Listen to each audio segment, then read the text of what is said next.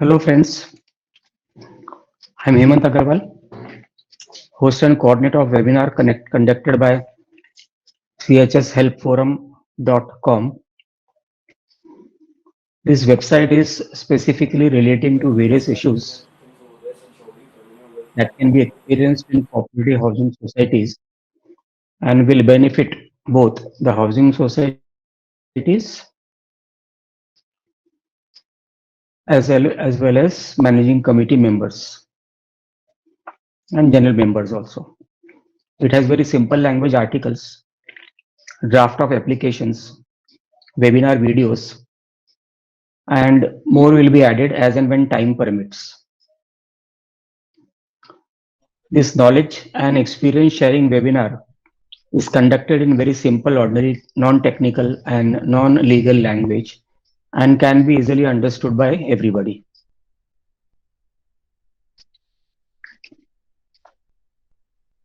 At the end of the speaker session, non-technical small questions in very brief will be answered.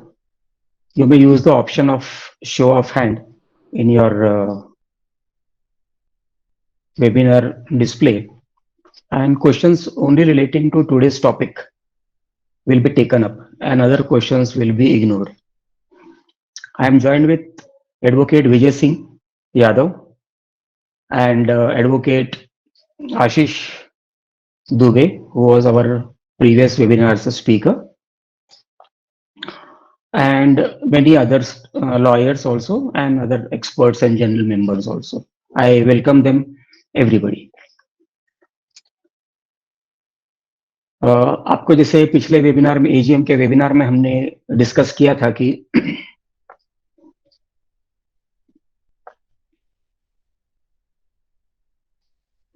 AGM जो करना है वो section 75 of the MCX act के अंदर में करना होता है, और वो आपको करना था 30 सितंबर 30 सितंबर के पहले, और अगर आप उसे नहीं करते तो मैनेजिंग कमेटी को डिस्क्वालिफिकेशन और डीबार का प्रोविजन है for 5 years.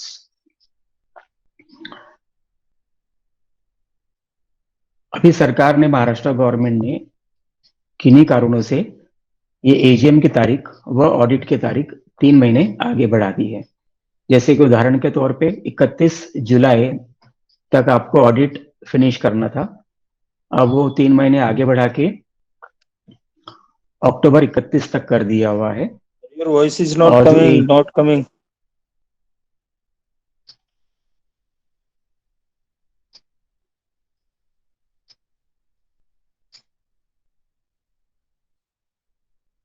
Can you people hear me clearly? Yes. Can anybody say? Yes, sir. Yes, sir. We can hear you clearly. Somebody said the voice is not coming. Who is that person, please?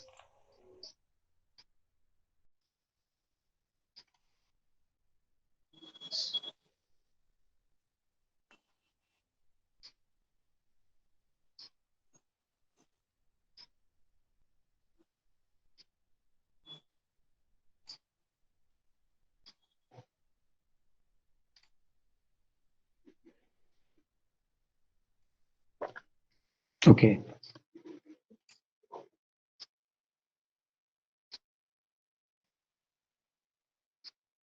So, Maharashtra government has now extended the conducting of AGM, that is annual general body meeting for FY 21-22, that was originally supposed to be held on or before 30th September, is now extended up to 31st December. The Maharashtra government order was dated 29th September. Last moment पे order निकला है, कई society के pressure की वजह से ये order निकला होगा, पर अल्टीमेटली ऑर्डर इफेक्टिव हो गया हुआ है.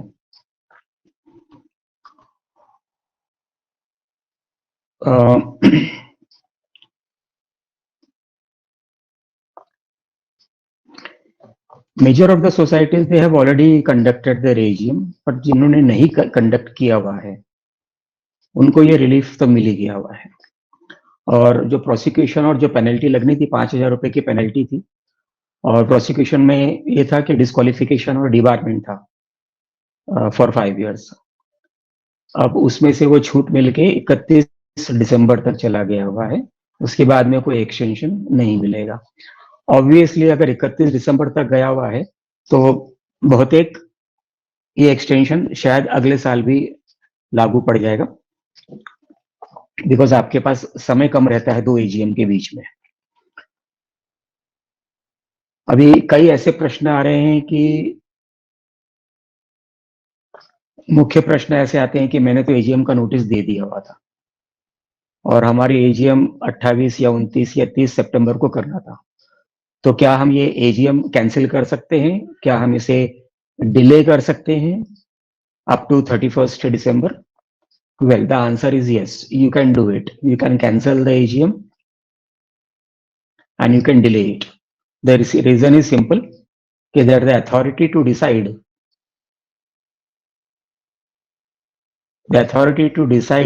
the venue and the date and the time to conduct the AGM is vested, is given only and only to the managing committee. So they are the trustees of the society. They are the elected representative under section 73(1), read with 154(b)(1) bracket 9.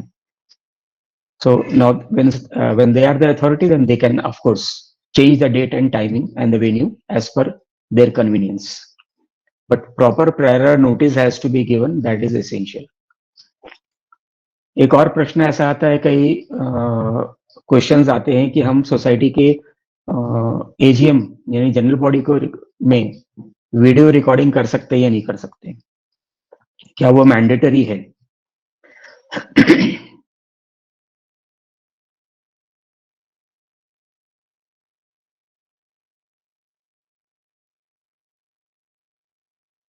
तो लोग okay, तो सरकार ने यानी cooperative commissioner ने, not actually सरकार cooperative commissioner Pune ने एक सर्कुलर निकाला था 2010 को।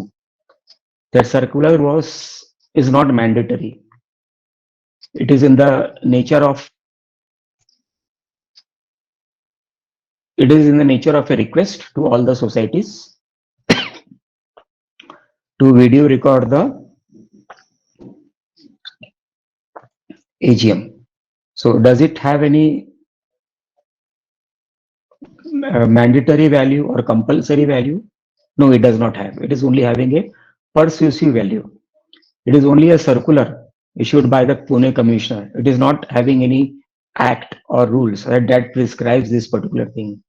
So if a issue which is described in the act, then it becomes mandatory, then it becomes compulsory. So ये सर्कुलर किस चीज के लिए था? वीडियो जनरल बॉडी का वीडियो रिकॉर्डिंग के लिए, just to maintain simple transparency and to facilitate recording और preparing minutes of the general body meeting. General body meeting का मतलब हो गया एनुअल जनरल बॉडी मीटिंग हो गया और स्पेशल जनरल बॉडी मीटिंग हो गया। So video recording would become mandatory only if it forms part of the MCA's Act and rules.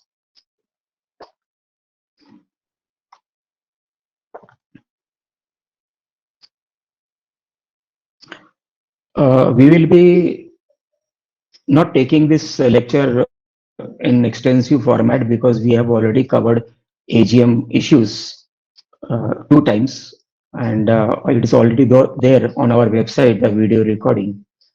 So now with the help of our other friends and advocate lawyers and other experts on the webinar today, we will take up issues, question answers, and we will proceed accordingly.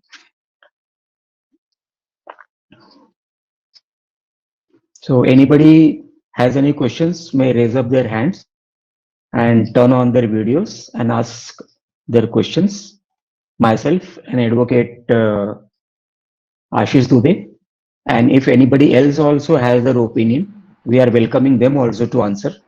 There are other experts and lawyers also on this group. who will answer those questions.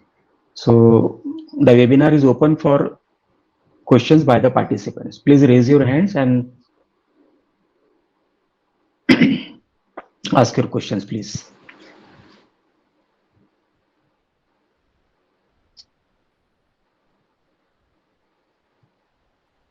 Please ask your question, sir. If you have any doubts about the AGM part, anything is which is confusing, audit report नहीं मिला, minutes नहीं बन रहा है, manipulate हो रहा है, कहाँ पे तकरार करना है, कहाँ पे कंप्लेंट्स वगैरह करना है, we will be all taking it. Also, I want to clarify today that we are having internet technical issues. I'm using the phone internet for this purposes, so it may not be clear to you people. So please excuse for today. Mr. Prashad Dege, please go ahead and ask your question. मुझे पूछ रहा था कि आप video recording के बारे में जो बात किया, ये मैंडेटरी तो नहीं है, ये बात आप जब आपने बताई अभी, बराबर?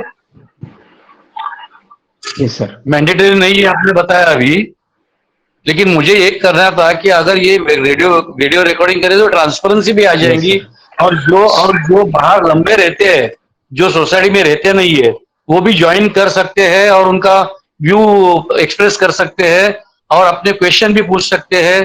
तो इसके बारे में दिक्कत तो आनी नहीं चाहिए। हमने हमारी सोसाइटी में अभी हम 29 तारीख को हो गई मीटिंग, तो मैंने भी बताया था कि आप वीडियो रिकॉर्डिंग करो, मांगता तो खर्चा मैं करूंगा, तो भी फिर भी उन्होंने अपोज किया और बोले कि हम वीडियो रिकॉर्डिंग नहीं करेंगे।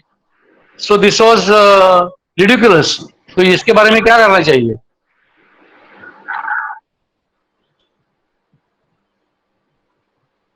आपने सुना ही दिया मेरा प्रश्न।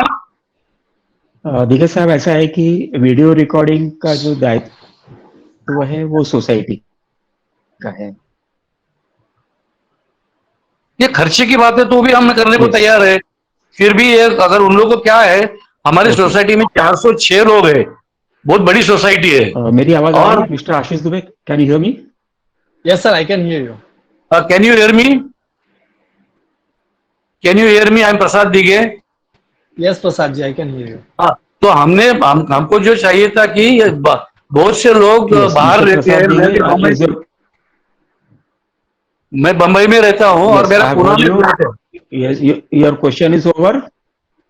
मेरा क्वेश्चन है कि वीडियो रिकॉर्डिंग उन्होंने ना क्यों किया, हमारे चेयरमैन ने और मेंबर ने, कमेटी मेंबर ने।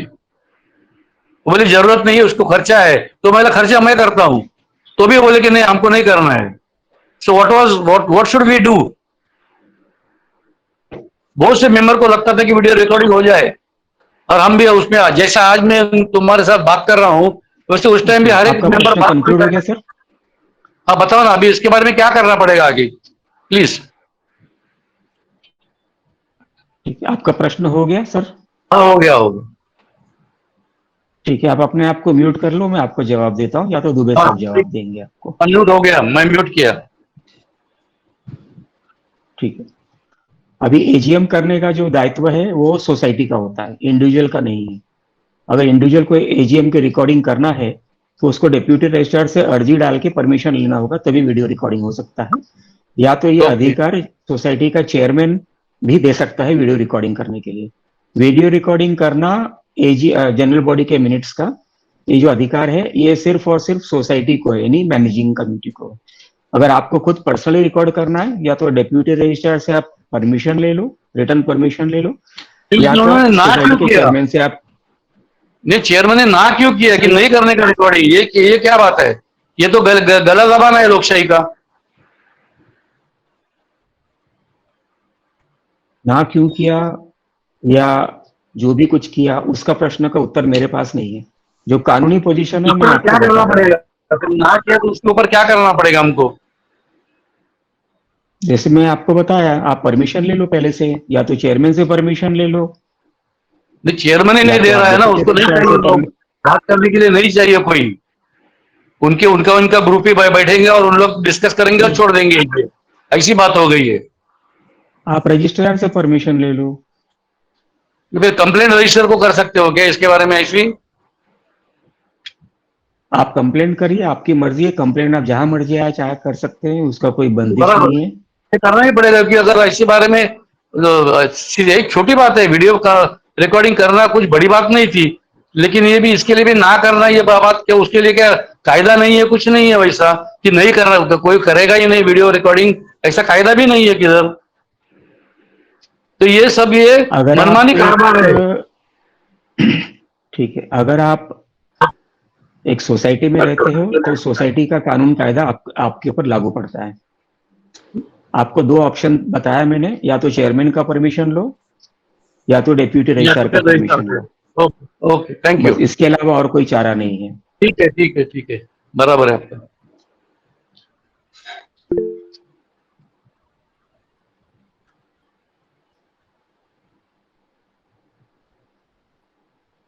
एडवोकेट सिंह साहब, मिस्टर विजय सिंह, एडवोकेट विजय सिंह यादव, आप पूछिए अपना प्रश्न please. Please unmute yourself, advocate Yadav ji.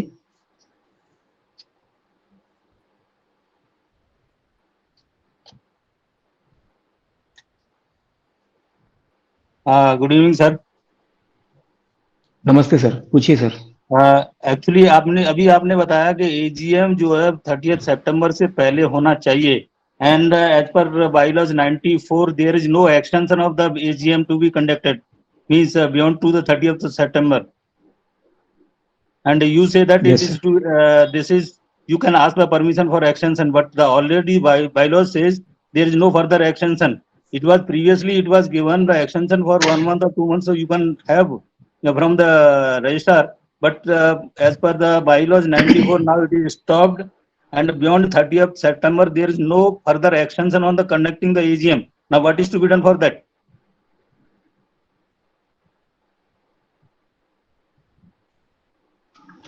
Sir, the Maharashtra government has, by an order dated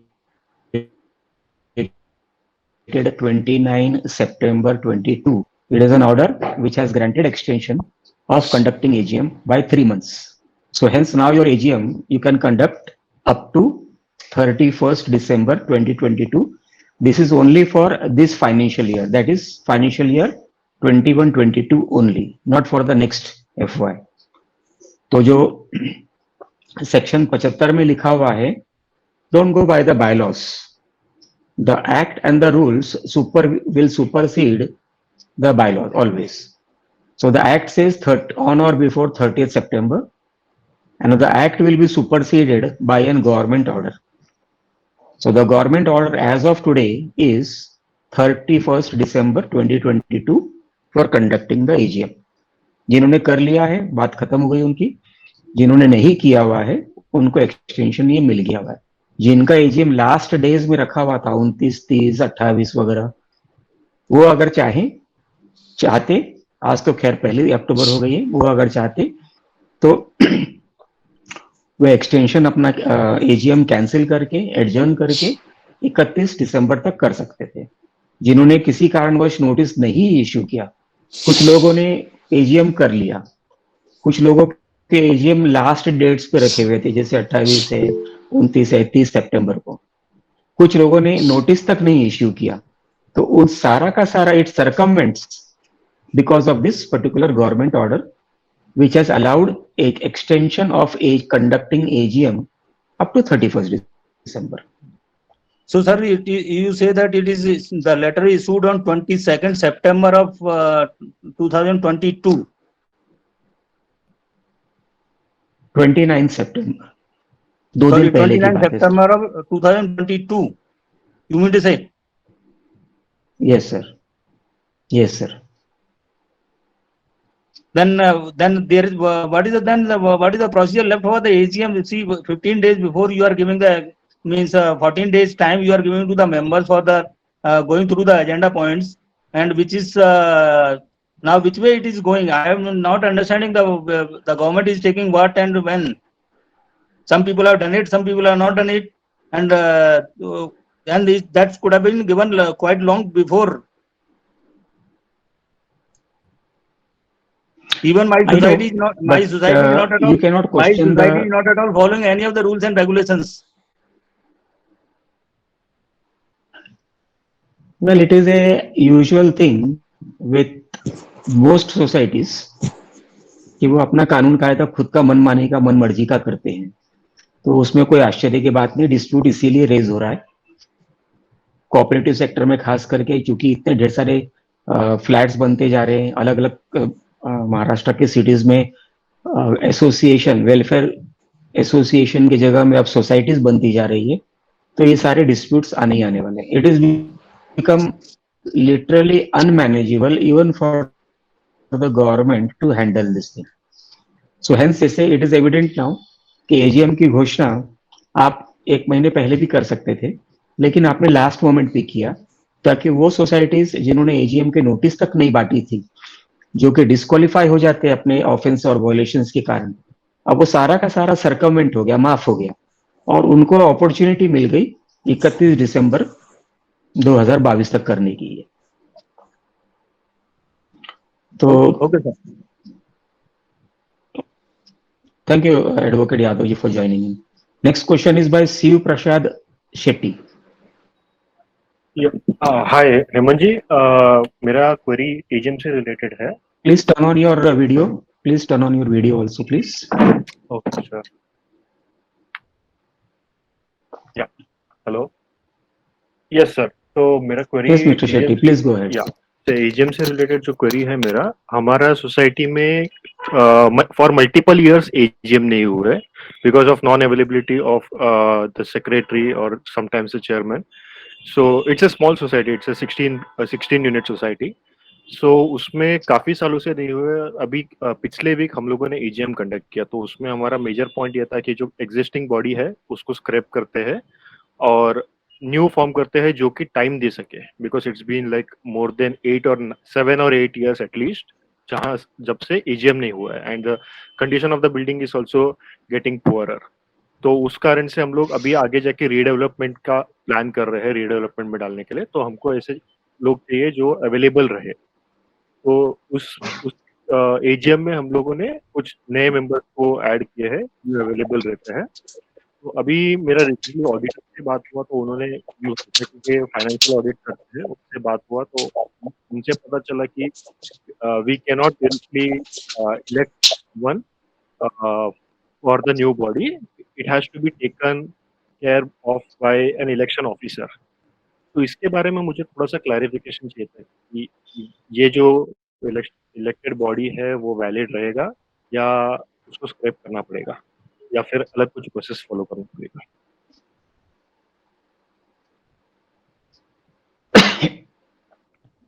advocate Dubey साहब, आपका कोई ओपिनियन इसके बारे में, या और कोई शिव मेंबर प्रसाद का जी, भी जैसे ओपिनियन आपने होगा? बताया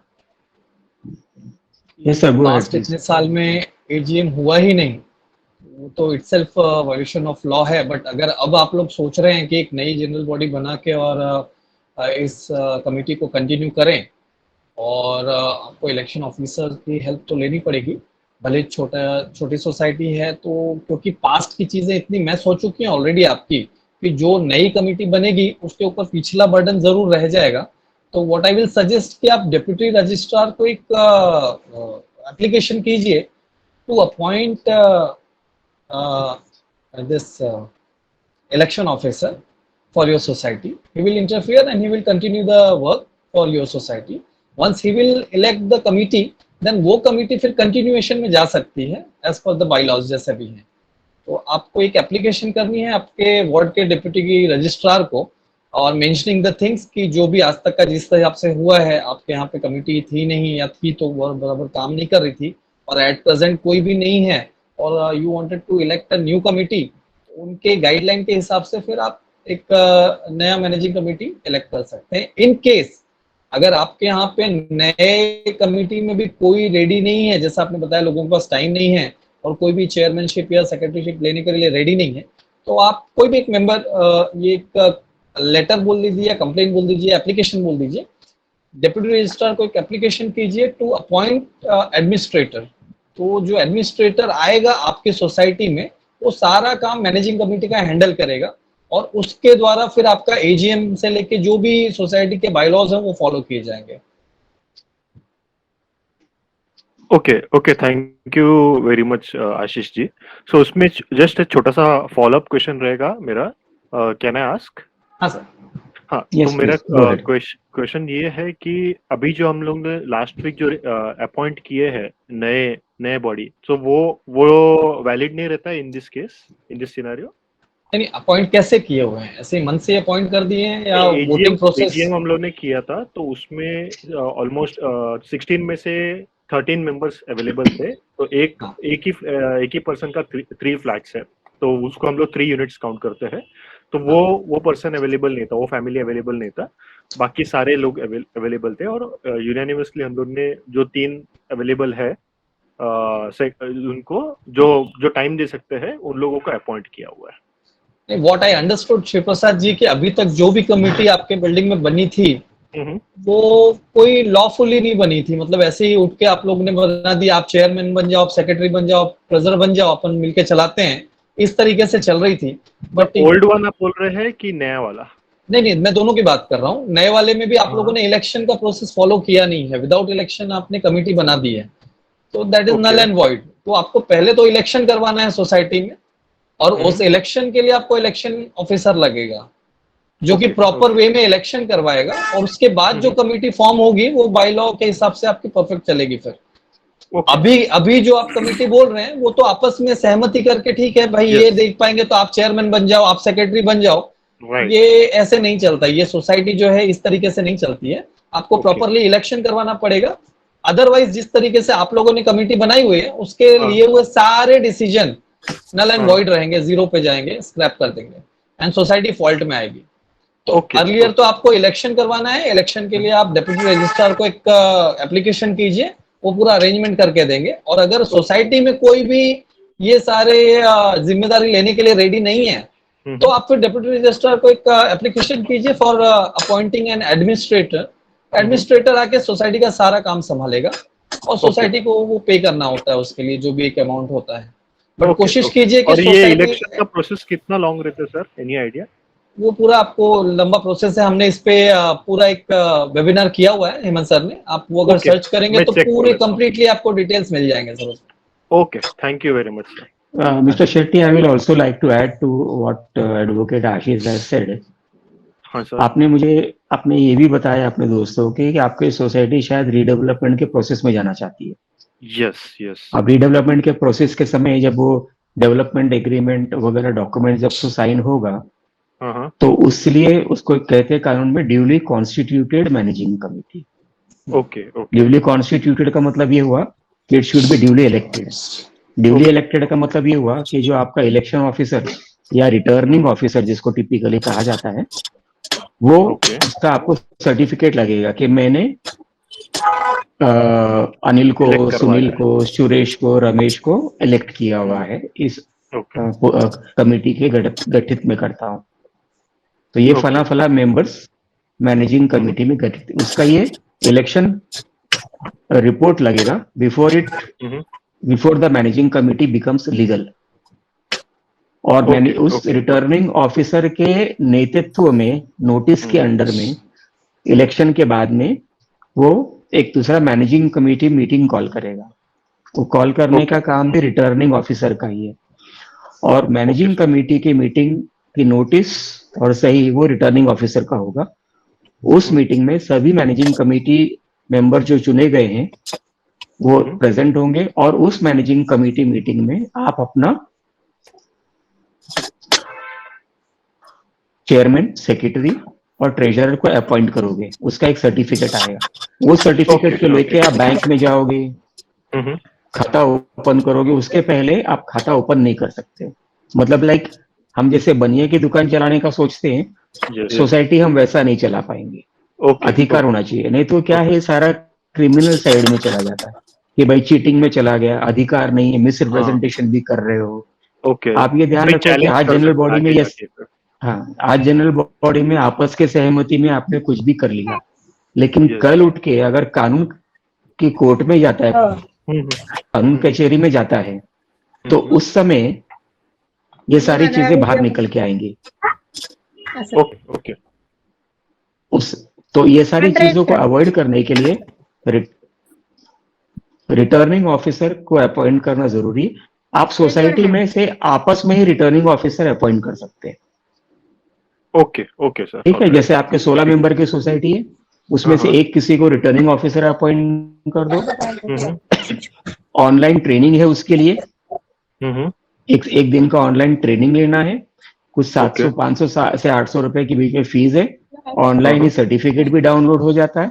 उसी को आप ओके रिटर्निंग ऑफिसर चुन लो, या तो हाँ रजिस्ट्रार के ऑफिस में जाके बोलो कि सर मेरी सोसाइटी है, हाँ। हमको रिटर्निंग ऑफिसर अपॉइंट करके दो। उसका जो खर्चा होगा वो आपको सोसाइटी को देना है उसको। तो और सर घर का ही आपस में रिटर्निंग अगर ऑफिसर, अपॉइंट करना है सोसाइटी के अंदर रिटर्निंग ऑफिसर, तो in that case who has the authority to appoint returning officer? आप जनरल बॉडी के माध्यम से बुला लो meeting. Act of 21 Okay. according article existing secretary chairman वो लोग रहेंगे और पूरा जनरल बॉडी रहेगा, तो अपॉइंट कर सकते हैं returning officer, right? 1 minute. I will request all participants to put their microphones on mute when there is a conversation going on. There is one member by the name of Padma who is repeatedly switching on the microphone. Disturbance हो रहा है ma'am, हाँ avoid sir कर करिए। दिया, बंद कर दिया। तो इसी तरह के डिस्टरबेंस में सीक्वेंस बातचीत करने का टूट जाता है और बाकी लोग भी परेशान हो जाते हैं उसके अंदर। तो रिटर्निंग ऑफिसर अपॉइंट आप घर का कर सकते हो, उसका कोई फीस देने की आवश्यकता नहीं। उसमें शर्त यही होती है कि वो जो रिटर्निंग ऑफिसर अपॉइंट किया है वो खुद इलेक्शन नहीं लड़ पाएगा। He has to be what is called as a neutral person. तो आपके रीडेवलपमेंट और वगैरह वगैरह के लिए आपको कानूनी तौर पे मैनेजिंग कमेटी का गठित करना जरूरी है। गठित नहीं किया हुआ है तो आप कोई भी कानूनी काम आगे नहीं कर पाओगे। ठीक ओके, है, और कोई प्रश्न Thank- सेठी साहब आपका? नहीं, thank you very much sir. Thank you Hemant ji, thank you Ashish ji. Mister Pajare साहब आप पूछिए अपना प्रश्न। हेलो हेमंत जी। नमस्ते सर, पूछिए। सभी की ओके, जानकारी मेरा के लिए एक बता दूं कि मुकेश पजारे हमारे पहले के स्पीकर रह चुके हैं, जिन्होंने सोसाइटी को कैसे डिसमिस किया जाए फॉर नॉट फॉलोइंग द कानून, उन्होंने बहुत अच्छा लेक्चर दिया हुआ था। उनका लेक्चर हमारे वेबसाइट में ऑलरेडी मौजूद है। और नजदीक के दिनों में मिथेश पजारे साहब, जो अभी स्क्रीन पे पैज मीट के नाम से दिख रहे हैं, आते दिनों में वो रिकवरी प्रोसीडिंग्स, गलत रिकवरी प्रोसीडिंग्स जो सोसाइटी ने फाइल किया था, उसको कैसे नलीफाई किया, उसके बारे में वो लेक्चर देंगे। आते कुछ वेबिनार के दिनों में हम उनका लेक्चर रखने वाले। Thank you, he has agreed for it. तो उसके लिए फोरम की तरफ से आपका धन्यवाद। और इसी साथ में मैं आप सभी लोगों को इनवाइट करता हूं कि जिस किसी को भी आपका अपना खुद का एक्सपीरियंस शेयर करना हो सोसाइटी के बारे में, किसी भी इशू के बारे में, अपना एक्सपीरियंस शेयर करिए बाकी लोगों के साथ में। आपका भी मनोबल बढ़ाइए और बाकी जो दोस्त हमारे पार्टिसिपेट करते हैं वेबिनार में, जो हमारे वेबिनार के वीडियोस देखते हैं, उनका भी मनोबल बढ़ाइए। आई विल रिक्वेस्ट एवरीबॉडी, अगर किसी को भी इंटरेस्ट है तो please send me a private WhatsApp and I will arrange for your webinar. Pajare साहब please go ahead with your question. Yes, okay, मेरा सिंपल ऐसा क्वेरी है। मेरा ऐसा मानना है कि एजीएम कभी कैंसिल नहीं हो सकती, सिर्फ पोस्टपोन हो सकती है। इसीलिए एमसीएस एक्ट में या फिर जो अभी ऑर्डर आया उसमें द वर्ड कैंसिल और एल्स उसका प्रोविजन है क्या कि एजीएम कैंसिल कर सकते हैं, या ओनली हम एजीएम पोस्टपोन कर सकते हैं, ऐसा मतलब होता है उसका? ओके, जैसे मैंने शुरू में ये बताया, टेक्निकल चीज है आपका क्वेश्चन, लेकिन मैंने शुरू में ये बताया कि एजीएम का डेट, टाइम और वेन्यू मतलब जगह फिक्स करने का अधिकार सिर्फ और सिर्फ मैनेजिंग कमेटी को है और किसी को नहीं है। ना तो वो डिप्यूटी रजिस्ट्रार को भी नहीं है, ना और किसी को भी नहीं है। कानून सिर्फ और सिर्फ ये अधिकार मैनेजिंग कमेटी को देता है। तो अगर मैनेजिंग कमेटी किसी कारणवश, मानो 2-3 मैनेजिंग कमेटी गुजर गए, बीमार पड़ गए वगैरह वगैरह, और एजीएम की नोटिस ऑलरेडी बढ़ चुकी है, तो अब उसको एजीएम को कैंसिल ही करना है या पोस्टपोन करना है।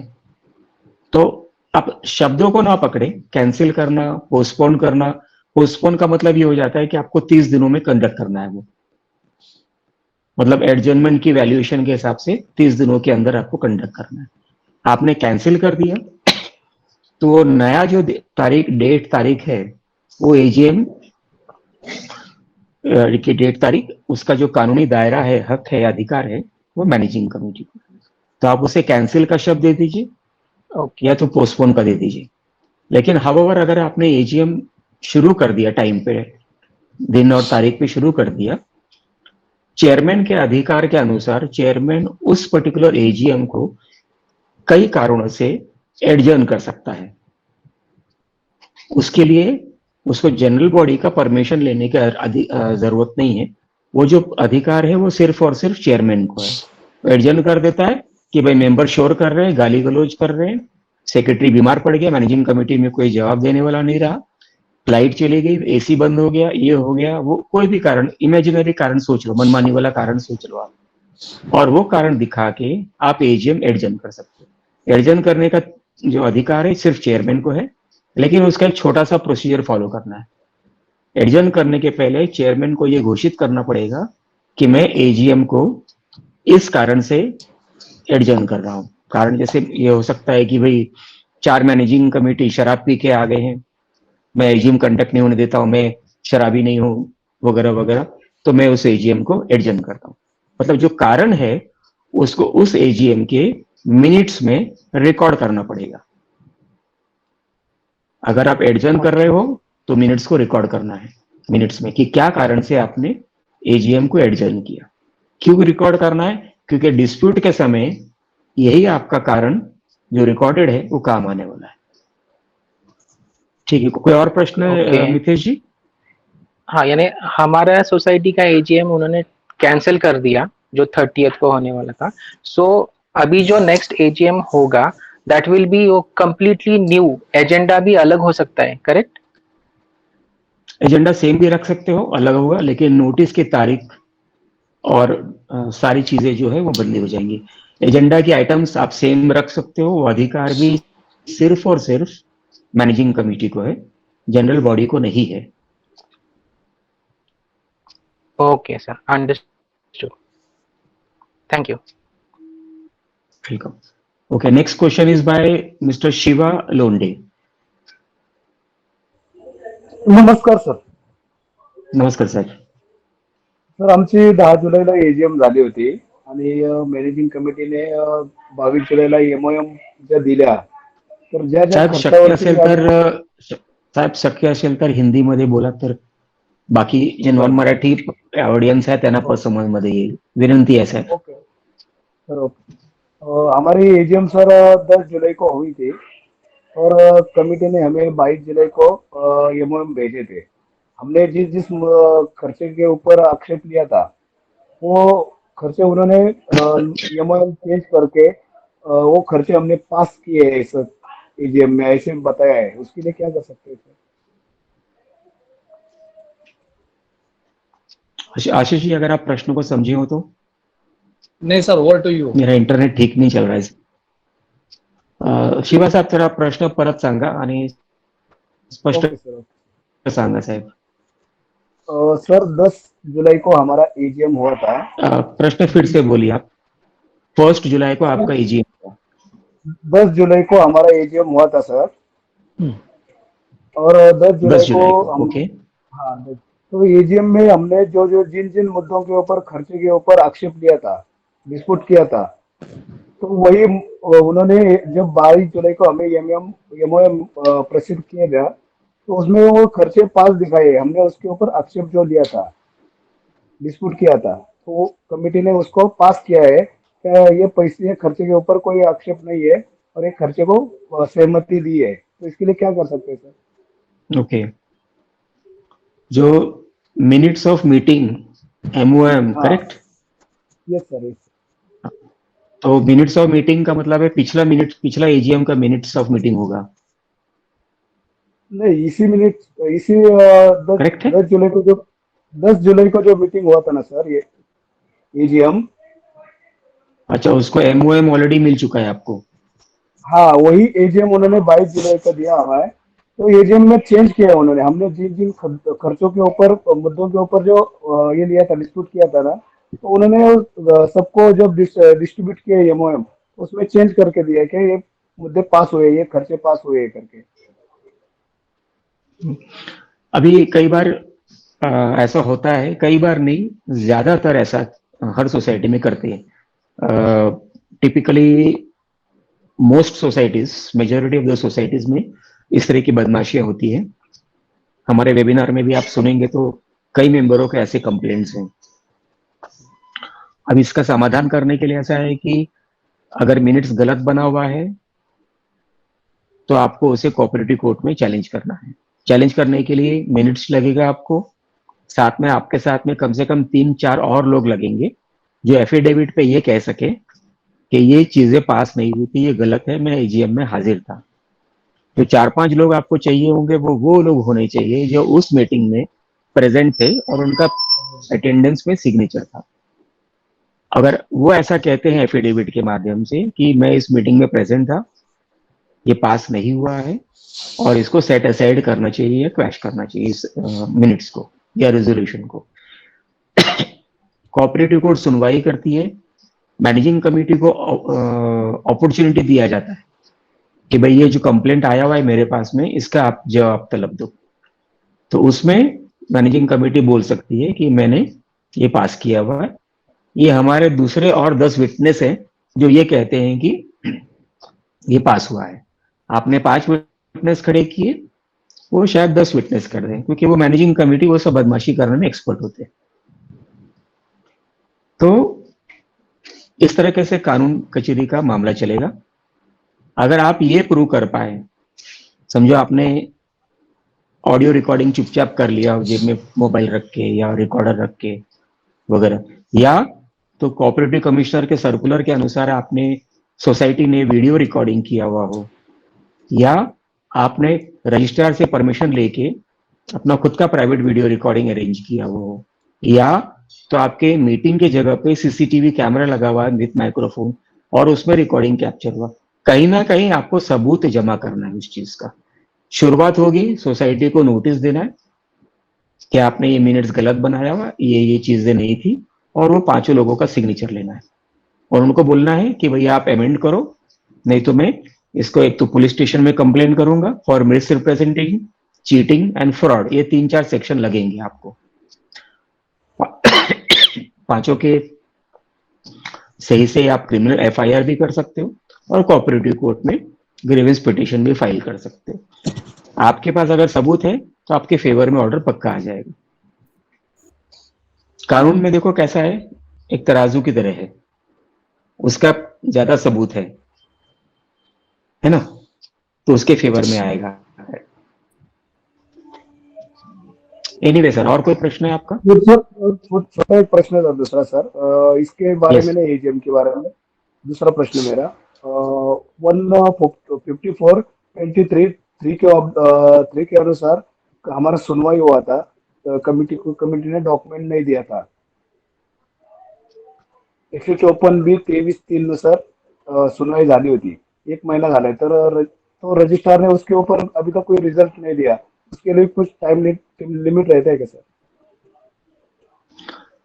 सिटीजन चार्टर नागरिकांचं सनद या सिटीजन चार्टर का हिंदी या मराठी अनुवाद आप कर लें। किसी को पता है कि सिटीजन चार्टर को मराठी में क्या बोलते हैं? एनीबडी? नागरिकांची सनद। नागरिकांचे सनद, उसके अंदर ये सारी चीजों का रेमेडी करने का काम मैक्सिमम 15 डेज दिया हुआ है डेप्यूटी रजिस्ट्रार को, लेकिन नॉर्मली डेप्यूटी रजिस्ट्रार वैसे काम करता नहीं है। उसके विरुद्ध में आप तकरार कर सकते हो डायरेक्टली मिनिस्ट्री में कि भाई ये अर्जी ये तारीख की थी, सिटीजन चार्टर के अनुसार ये तारीख पे होना चाहिए था, इसने काम नहीं किया हुआ है, इसके लिए इसके ऊपर रेस्पेक्टिव कानूनी कार्यवाही, डिलेगरेशन ऑफ ड्यूटी इसको बोलते हैं, ड्यूटी बरोबर नाही केलं किंवा पब्लिकला त्रास दिला वगैरह वगैरह, ये सब आप ले सकते हो। हमारा एक वेबिनार भी हुआ था मोहम्मद अफजल साहब का, जिसमें प्रिवेंशन ऑफ डिले एक्ट के अंतर्गत कानून बनाया हुआ था। उनका वेबिनार भी हमारे वेबसाइट में मौजूद है। उसका एप्लीकेशन डाल के आपको 1 हफ्ते के अंदर आपको रिजल्ट मिल सकता है। वेबिनार देख लीजिए, आपको काफी हेल्पफुल होगा वो चीज का। प्रिवेंशन ऑफ डिले करके हमारे वेबसाइट में उनका वीडियो मिल जाएगा आपको। Okay, okay sir, thank you. Next question is by Kunal Otari. Hi sir. Mr. Kunal Otari, please go ahead. Yes, Hello. yes sir. Can you listen me? Hello. Yes, please go ahead. Yes sir. Sir, Mr. अभी Kunal, please क्या go है ahead. Yes, जो जिस society में मैं रहता हूँ ना सर, वहाँ पे का जो सेक्रेटरी है वो क्या करता है, अनरीजनली वो झगड़ा निकालता है। फिर झगड़ा निकालने के बाद मतलब पर्सनली वो झगड़ा निकालता है। झगड़ा निकालने के बाद वो वीडियो रिकॉर्डिंग चालू कर देता है। तो उसको कैसे टैकल करना है, और हर बार वो वीडियो रिकॉर्डिंग प्रूफ कलेक्ट करने के लिए वो ये करता है झगड़ा। देखिए सर, ऐसा है कि इंडियन पेनल कोड मतलब पुलिस खाते का जो एक कानून है, उसमें आपने अनिल भाई को जोर से एक थप्पड़ लगा दिया। हाँ। ठीक है ना, कस के 2-3 थप्पड़ लगा दिया आपने उसको, तो उसका पेनल्टी जो है 1500 रुपए का है। ओके। आप, ठीक है, ये एक बात हो गई, इसको साइड में रख दीजिए आधा मिनट के लिए। अभी आपके हाँ। खिलाफ जो भी कुछ हो रहा है, सेक्रेटरी जो भी कुछ कर रहा है, हाँ। अगर आपके पास और 2-3 विटनेसेस हैं, साक्षी है, गवाह है, हाँ। जो ये वीडियो रिकॉर्डिंग कर रहा है, मेरे ऊपर चिल्लाता है, मुझे डराने धमकाने की कोशिश करता है, वगैरह वगैरह, और न्यूसेंस क्रिएट करता है, या मुझे परेशान करता है, मतलब हैरासमेंट करता है, तो आप पुलिस स्टेशन में ये 3-4 गवाहों को लेकर जाके आप उसके खिलाफ एफआईआर फाइल कर सकते हैं for offences. Indian penal code के ऑफेंसेस हैं, न्यूसेंस हो गया, हैरासमेंट हो गया, इंटिमिडेशन हो गया, ये 3-4 सेक्शन में आप उसके खिलाफ एफआईआर फाइल कर सकते हैं, लेकिन आपको उसके लिए गवाह जरूरी लगेगा। प्रॉब्लम क्या हो रहा है सर, यहाँ पे जो सोसाइटी में जो मेंबर्स है वो बाकी के इन्वॉल्व नहीं होते। उन्होंने अभी परसों एक मीटिंग लिया था, उन्होंने क्या बोला कि सोसाइटी का जो इश्यू है हम लोग वो सिर्फ डिस्कस कर दें, और बाद में आपका दोनों का जो झगड़ा है वो आप दोनों देख लो, वो आप दोनों का पर्सनल प्रॉब्लम है। अभी वो बीइंग सेक्रेटरी वो क्या करता है, वो प्रेशराइज करता है बाकी के सब मेंबर्स के लिए, तो कि तुम इसमें मत पड़ो, मेरे को इसको भगाने का यहाँ से। तो मतलब वो सब उसका ये माइंडसेट ये इधर चल रहा है। तो उसको कैसे डील करूँ वो मेरे को समझ में नहीं आ रहा है। पुलिस के चक्कर में पड़ने का तो टाइम वेस्ट ठीक जाता है, है, आपको पैसा अगर वेस्ट ऐसा जाता है। ठीक, हेलो। अब ये जो प्रॉब्लम है, ये लगभग हर सोसाइटी, कानून कचहरी के चक्कर में पड़ना ही नहीं है, डॉक्टर हॉस्पिटल के चक्कर में पड़ना नहीं है, ये तो खैर मैं नहीं बोल रहा हूँ, ये हमारे बड़े बुजुर्गों ने भी कहा हुआ है। हाँ। हाँ। लेकिन जब तकलीफ होती है तो इन दोनों के पास में जाने के अलावा और कोई रास्ता नहीं है। या तो फिर आप ये सोचें कि ये प्रॉब्लम हो रही है, मैं दूसरी सोसाइटी में शिफ्ट कर जाऊं, लेकिन दूसरी सोसाइटी में जाने के बाद में भी ये प्रॉब्लम खत्म नहीं होती, वहां पे इसी तरह के और लोग भी मौजूद हैं, क्योंकि ये प्रॉब्लम हर सोसाइटी की है, खाली आपके सोसाइटी की नहीं है। आप अगर खुद अपना वीडियो रिकॉर्ड कर सकते हो उसको ये सब धमकाते हुए कर, तो आप अपने खुद के दम पर भी आप पुलिस में एफआईआर कर सकते हो, और उनको रिक्वेस्ट कर सकते हो कि ये एफआईआर कर रहा हूं मैं, या आपको वीडियो ऑडियो रिकॉर्डिंग दे रहा हूं, आप इस पे इन्वेस्टिगेट करो, वगैरह। एक बार पुलिस बुलाएगी, आप 2-3 लोगों का नाम भी लिखा देना कि भाई ये वहां पे साक्षी थे उस समय, वो आपको हेल्प करे या नहीं करे, आप उनका नाम लिखा दो, पुलिस को इन्वेस्टिगेट करने दो। एक बार इन्वेस्टिगेशन शुरू होता है तो आदमी सहम जाता है कि नहीं, ये तो अभी पुलिस तक मैटर पहुंच गया। जैसे आपको नहीं जाना पुलिस स्टेशन, यकीन रखिए, तो सेक्रेटरी को भी नहीं जाना है। ओके। ओके। अभी सर ये इसके अंडर कोई केस वगैरह कुछ हो सकता है, मतलब मैं अगर उसको अभी क्या है वो रिकॉर्डिंग वो प्राइवेटली रिकॉर्डिंग करता है। अभी क्या होता है वो उसको सोसाइटी को वो दिखाता है कि अ, मतलब ये बंदे यहाँ पे कुछ तो इलीगल कर रहे हैं। मतलब क्या हो गया है, मेरी वाइफ यहाँ पे ट्यूशन लेती है तो वो फ्लैट में ट्यूशन लेती है तो वो इलीगल है या लीगल है वो मेरे को जानना था। सेकंड थिंग क्या है वो घर फ्लैट मेरे के अंदर साथ फ्लैट के अंदर ट्यूशन लेना परफेक्टली लीगल है, प्रोवाइडेड वो कमर्शियल ग्रेड का ना हो, आपने उसका एडवर्टाइजिंग बोर्ड कहीं नहीं लगा रखा हो। ओके। अभी सेकंड थिंग क्या है वो मेरा फ्लैट है मेरे सासू के नाम पे। तो वहां पे क्या होता है कि हम लोग उसको हफ्ते में 3 या 4 दिन मिलने जाते हैं। तो वो उसने सामने वाले सोसाइटी की मीटिंग में रखा था कि ये हमेशा यहाँ ये मतलब ये यही रहते हैं। ऐसा कुछ लिखा है किधर पे कि मतलब यहाँ पे अगर मैं सासू के घर पे रहता हूँ, लेट से मैं बोल देता हूँ सामने से कि घर जमाई बन के रह गया तो कोई प्रॉब्लम रहता है? मतलब क्या है वो हाँ साहब, ऐसा अननेसेसरी है कि ठीक है, आप दूसरा क्या बोल रहा है उसकी सुनने की जरूरत नहीं है आपको। दूसरा तो बहुत से लोग हैं हमारे ग्रुप में भी इस समय, इतने लोग हैं, आपके सोसाइटी में इतने लोग हैं, आपके सर्कल में इतने लोग होंगे वगैरह वगैरह। तो लोगों की बात सुनते रहोगे तो फिर आप खुद परेशान हो जाओगे और पक्का आपको हाइपरटेंशन और ब्लड प्रेशर हो जाएगा। आप सासू के घर पे जाते हो लेकिन आप अपनी बीवी को लेकर जाते हो। सासू का मतलब है उसकी बेटी उससे मिलने आ रही है, उसकी बेटी का परिवार भी उसके साथ में मिलने आ रहा है। तो इसका कोई ऑब्जेक्शन लेने का किसी का भी कोई अधिकार नहीं है।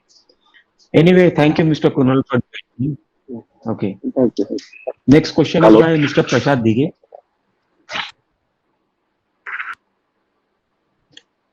Mister Prasad Dige, are you there? Okay, next question is by Paresh K. Shah. Paresh K. Shah. Yes, sir. Thank you very much, sir. Yes, sir. Sir एक चीज पूछना था, जैसे आपने Go बोला ahead. पूरा MCs they are all mysterious and ये सब कुछ है, that's right, and more or less everywhere it is the same. Just I need to ask you a question that in case there are some questions, there are some issues which are very of थोड़ा प्रिकरियस nature का रहता है या जिसके अंदर में controversies, managing committee ने controversial decisions लिए हैं, and the members would like to discuss that matter in the managing in the AGM and would like to put that matter in the AGM, but intentionally the managing committee will not like to add it in the agenda of the meeting of the AGM. How can that item be incorporated in the agenda of the AGM, sir? Okay. That's number one. And number two is the questions which are being Wait. I've got capacity. I've got mental capacity only for one question at one time. मेरी बुद्धि थोड़ी कम चलती है sir इस मामले में। Sorry, sir. तो शुरू में मैंने बताया कि एजेंडा का बनाने का अधिकार किसको है, क्या आपको पता है परेश सर?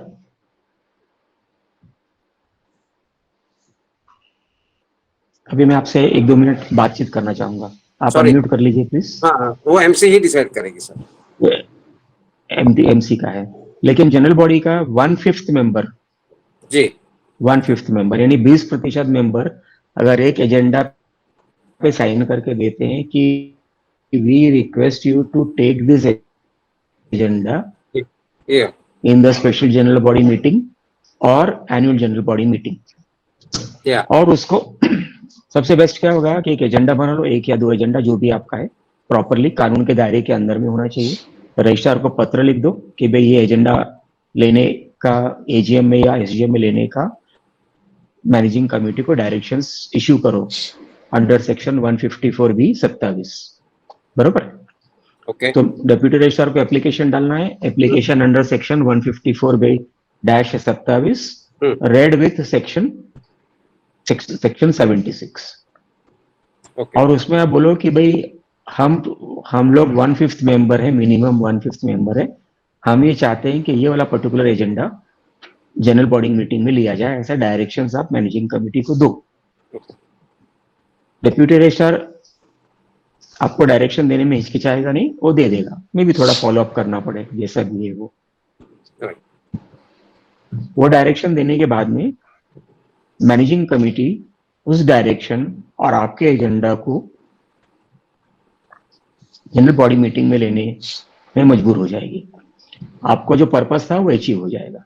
That's right. अब दूसरा तरीका ये है कि अगर एसजीएम में है तो आप अपना एजेंडा नहीं ले पाओगे अलग से, Right.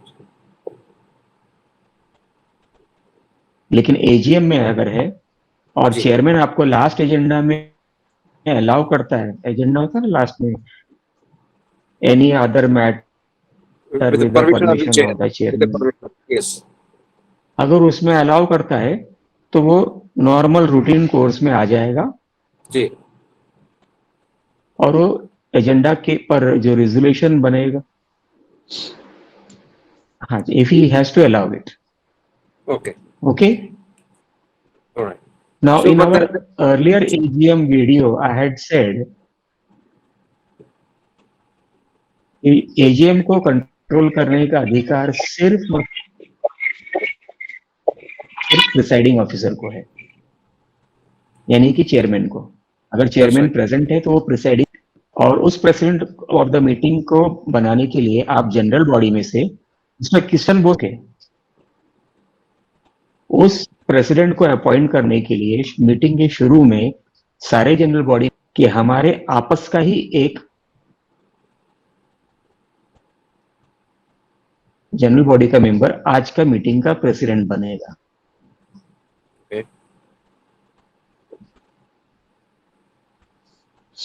अगर आपका एक मेंबर मीटिंग का प्रेसिडेंट बन जाता है जी। तो आपको ये जो आप एजेंडा बोल रहे हो, जी। ये आप लास्ट में आप लेके चर्चा कर सकते हो। तो इस तरीके से मैनेजिंग कमेटी मजबूर हो जाएगी उस एजेंडा पे डिस्कस करने के लिए और रिजोल्यूशन अचीव कर सकते हो। Okay. और कोई प्रश्न है mister Shah? No, sir. This is despite if 154B27 deputy registrar के पास में application नहीं लिया, उसके बावजूद भी we can do this way, sir. This is plan B.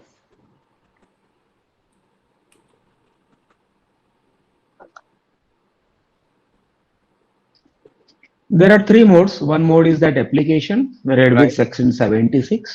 Right. One is if your chairman allows you to take up Right. this agenda in Right. his last authority to, Right. और meeting में शुरू होने के पहले ही आप अपना chairman install कर दो, वहां पे प्रिसाइडिंग ऑफिसर यानी president of the meeting install कर दो। Okay. Right. Thank you so much, sir. जैसे मैंने Appreciate it. बताया कि president of the meeting is the sole authority under whose authority the AGM can be conducted. उसमें chairman बाकी managing committee को बोलने का कोई भी अधिकार नहीं है। Right. और पिछले एजीएम के वेबिनार में हमने ये भी बताया था जी। कि मीटिंग में से किसी को भी वो बाहर निकाल सकता है। Okay. ठीक है, आप वेबिनार को सुन लीजिए, आपको सारा कुछ समझ में आ जाएगा sir. It is Sir, quite simple. और sir, I was not हमने present. पिछले एजीएम में काफी सरलता से एक्सप्लेन किया हुआ था, सारी चीजें आ गई है। और जी। आज का हमारा वेबिनार का मुद्दा था extension of the AGM. Sorry, sir, to have asked you out of the syllabus question, sir, but I appreciate it for your reply, sir. Thank you so much. Sir video है ना हमारे website पे, देख लीजिएगा फुर्सत में। Sir, last week I was not present, so I'm sorry for that, sir. But anyways, I'll definitely Okay. have. Thank you so much, sir. Mr. Ganpat Rathod, you wanted to ask something?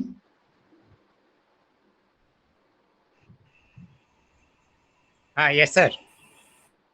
No, it's all right. It's all right. No problems. No problem. Go ahead. Good evening.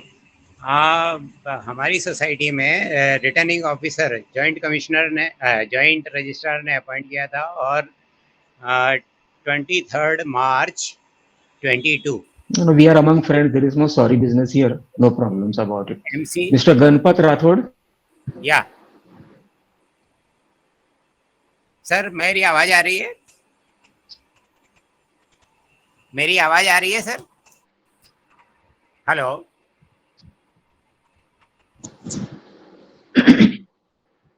आवाज continue crackle हो कीजिए। रही है, आप ठीक से बोलिए। गणपत जी आप कंटिन्यू कीजिए। कम आ रही है लेकिन फिर से बोलिए पूरा का पूरा।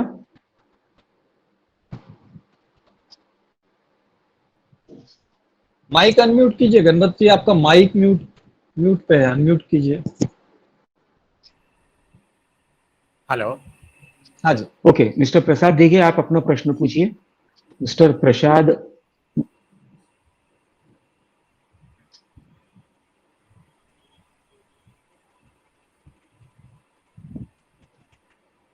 राठौड़ बोल रहा हूँ। राठौर साहब पूछिए आपका प्रश्न। जॉइंट रजिस्ट्रार से अपॉइंट हुए रिटर्निंग ऑफिसर ने हमारे यहाँ पे इलेक्शन करवाया और हाँ राठौर 23rd साहब, आप अपना प्रश्न पूछिए। हाँ 23rd मार्च को कमेटी है ये कॉन्स्टिट्यूट हो गई एक्चुअली। इसके पहले ये था, एडमिनिस्ट्रेटर था, और अक्टूबर 19 से एडमिनिस्ट्रेटर था एक्चुअली। उसने मतलब 20 में 21 में कोई एजीएम वगैरह का कोई किया नहीं। 22 में भी अभी तक मतलब ये कि कोई सॉरी 23rd मार्च को ये कमेटी कॉन्स्टिट्यूट हो गई और उसके बाद में कमेटी भी किसी ने कोई इनिशिएटिव नहीं लिया और अभी तक एजीएम का कोई मतलब ये डिक्लेयर नहीं किया डेट वगैरह। बाई चांस मतलब अभी 29 को तो ये हो गया, अपना एक्सटेंड हो गया डेट उसका, तो हमारा गुड लक है एक्चुअली। पर हो ये रहा है कि एडमिनिस्ट्रेटर है, अभी तक मतलब वो इसको कमेटी को चार्ज नहीं दिया है और उसके लिए हमने मतलब जॉइंट रजिस्ट्रार को लेटर भी लिखा कमेटी ने कि वो 160 सेक्शन 162 में एडमिनिस्ट्रेटर को डायरेक्ट करे कि वो चार्ज है वो सोसाइटी को दे। और कमेटी मतलब ये है, चेयरमैन और सेक्रेटरी है ये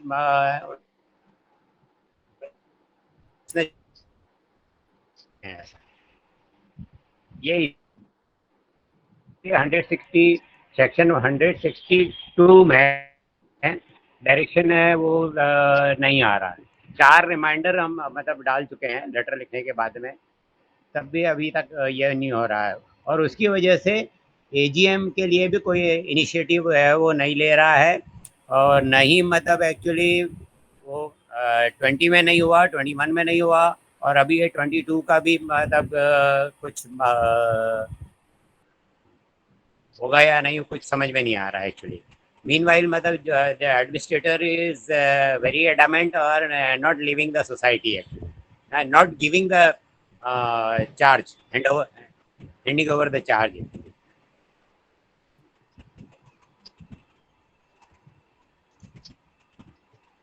और उसका ये ऑडिट रिपोर्ट वगैरह, बैलेंस नथिंग कुछ भी नहीं मतलब। तो ऐसी सिचुएशन में मतलब सोसाइटी का क्या फेट है समझ में नहीं आ रहा है। वो कमेटी और चेयरमैन सेक्रेटरी है वो उसको ब्लेम कर रहे हैं कि उसने चार्ज नहीं दिया तो हम कैसे करें। तो आई डोंट थिंक कि मतलब ये कोई मतलब करेक्ट ये है अप्रोच है उनका। मीनवाइल मतलब जॉइंट रजिस्ट्रार भी कोई इस पे एक्शन नहीं ले रहा है। उसने 1 महीने के अंदर में मतलब उसको चार्ज हैंड ओवर करना चाहिए था पर अभी तक किया नहीं, जबकि कमेटी बन गई है 23rd मार्च 2022।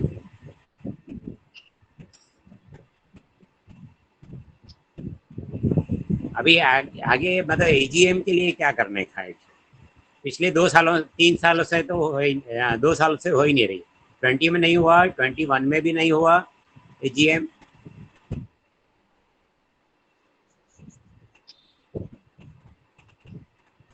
बैलेंस शीट, अकाउंट वगैरह, account statement of account, nothing, audit report वगैरह कुछ भी नहीं।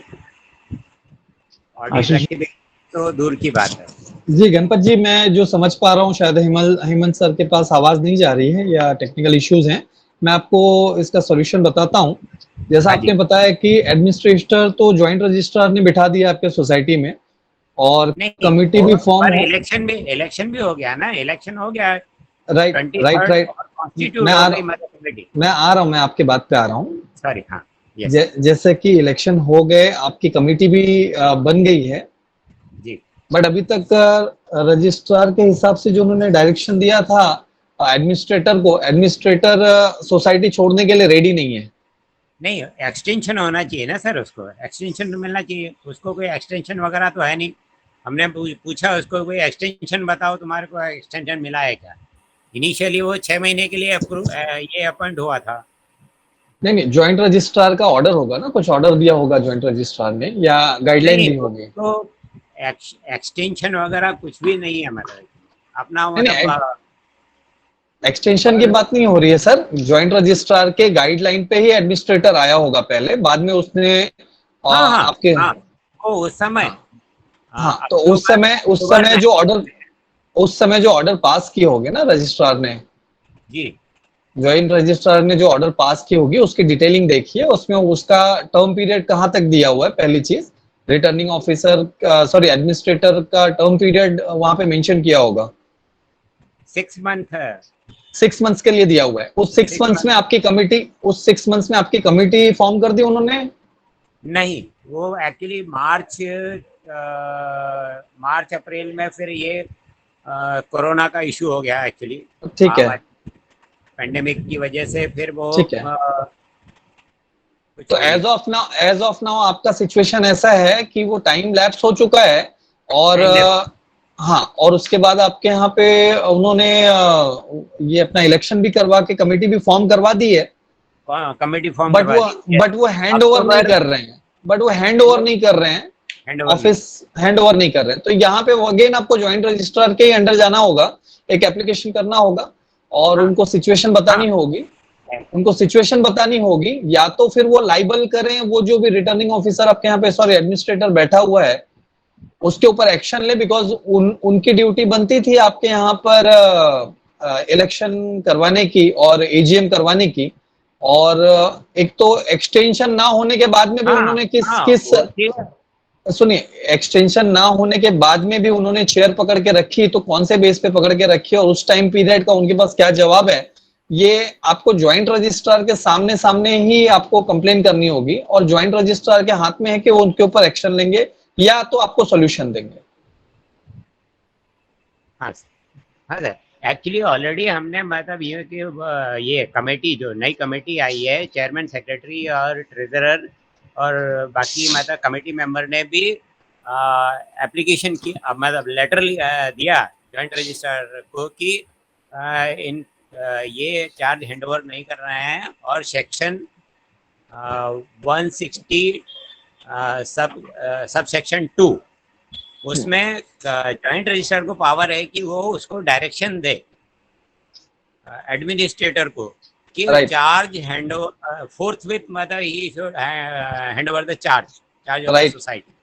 पर एक्चुअली वो लेटर लिख के उसके बाद में हमने 4 रिमाइंडर भी डाले उसको, और मतलब पर्सनली भी, मतलब सामने भी जॉइंट रजिस्ट्रार मैडम है हमारे यहाँ पे नवी मुंबई में, उनके सामने मतलब वो हमने रिक्वेस्ट भी किया।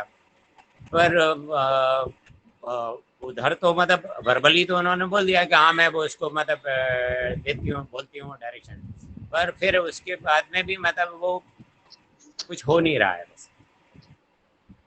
अच्छा, मीनवाइल मतलब यूँ कि वो एडमिनिस्ट्रेटर है, वो कुछ अननोन पर्सन को लेकर के कुछ सोसाइटी के 1-2 मेंबर है, उनके साथ में आकर के पता नहीं वहाँ पे वो रिकॉर्ड के साथ में क्या कर रहा है क्या नहीं कर रहा है। तो बहुत ही मतलब इश्यूज हो रहे हैं एक्चुअली, और कमेटी को बन करके अभी 6 महीना हो गया, मोर देन 6 मंथ एक्चुअली, और वो जॉइंट रजिस्ट्रार ने वो कमेटी को अप्रूव किया हुआ। जॉइंट रजिस्ट्रार गणपत जी, इसका अगर आपको सॉल्यूशन जॉइंट रजिस्ट्रार के पास बार बार जाने के बाद भी नहीं मिल रहा है जी, तो एक बहुत ही सिंपल लेकिन थोड़ा सा टेढ़ा मैं रास्ता बताता हूँ आपको। अगर आपका ऑफिस है, सोसाइटी के ऑफिस है जहाँ पे सारे ऑफिस बेरर रखे जाते हैं, हाँ सर, हाँ ना, तो वो ऑफिस है तो उसको सोसाइटी अपने कब्जे में ले ले और उस पर अपना लॉक लगा दे, सो दैट नेक्स्ट टाइम जब एडमिनिस्ट्रेटर आता है तो उसकी एंट्री रिस्ट्रिक्ट करें, आप उसको एंट्री करने से मना कर दें, बिकॉज उसके पास कोई लीगल ये नहीं है, अथॉरिटी नहीं है, बिल्कुल अथॉरिटी नहीं है। सो एटलीस्ट आप वहां पे लॉक लगा के वो सोसाइटी का ताला चाबी अपने पास कमिटी रख ले। इन केस अगर आगे जाके कुछ एक्शन लेना होगा तो वो कौन से बेस पे लेंगे, ज्वाइंट रजिस्ट्रार को जवाब देना पड़ेगा, और कौन से बेस पे एडमिनिस्ट्रेटर आता है वो उसको जवाब देना पड़ेगा, क्योंकि आपकी सोसाइटी के जो मैनेजिंग कमेटी है वो तो ज्वाइंट रजिस्ट्रार ने अप्रूव करके रखी हुई है। सो आपके पास तो वो आपके पास पूरी अथॉरिटी है कि आप अपने सोसाइटी के ऑफिस में ताला चाबी मार के रखें और किसी भी ऐसे अनवांटेड पर्सन को आने से रोकें। ये अब सोसाइटी की जवाबदारी है कि वो सोसाइटी की जिम्मेदारी ले, चाहे फोर्सफुली ले, और अगर इसमें एडमिनिस्ट्रेटर आके कुछ नौटंकी करता है या बोलता है या जो भी है ज्वाइंट रजिस्ट्रार आके बोलता है तो उनको जवाब देना पड़ेगा कि कौन से बेस पे ये विदाउट एक्सटेंशन आकर आपके सोसाइटी में बैठते हैं या काम करते हैं। पर एक बार सर मतलब कमेटी फॉर्म हो गई, कॉन्स्टिट्यूट हो गई, तो उसके बाद में तो मैं समझ गया सर, नहीं मैं समझ गया सर, बट कभी कभी क्या होता है, घी अगर सीधी उंगली से नहीं आ रहा है, नहीं निकल रहा है, तो उंगली को थोड़ा सा टेढ़ा करना पड़ता है। आप अगर दूसरा वे भी यूज करते हैं। Mister Ganpat, we will mister गण Ashish ji, yes sir, Ashish ji please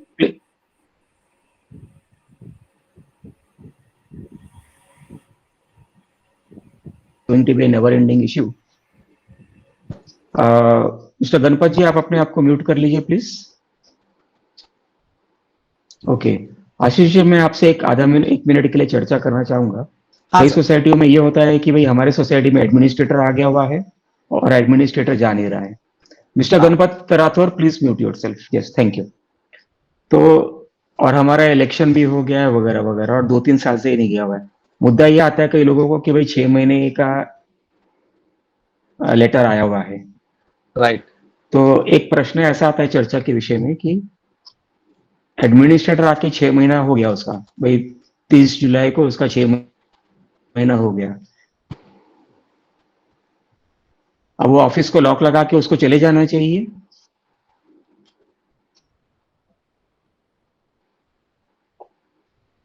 Am I correct? क्या कहते हैं आशीष जी? मेरा पीरियड पूरा हो गया, अब मैं ऑफिस में आ नहीं सकता हूँ जब तक मुझे एक्सटेंशन लेटर नहीं मिलता। Exactly, either he should go for extension. तो मुझे क्या करना चाहिए कि सोसाइटी का जो कार्यभार है उसको ताला चाबी लगा के निकल जाना चाहिए मुझे?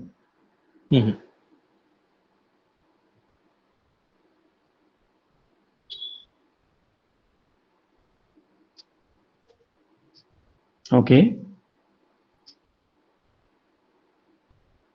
नहीं, पर प्रश्न ये आता है आशीष जी कि एक्सटेंशन नहीं मिला है मुझे, एक्सटेंशन का प्रोविजन नहीं है, बट मैं फिर भी आपसे चर्चा कर रहा हूँ कि एक्सटेंशन नहीं मिला हुआ है उसे, तो क्या करना चाहिए? क्या उसको ऑफिस में ताला चाबी लगा के सोसाइटी का कार्यभार बंद कर देना चाहिए?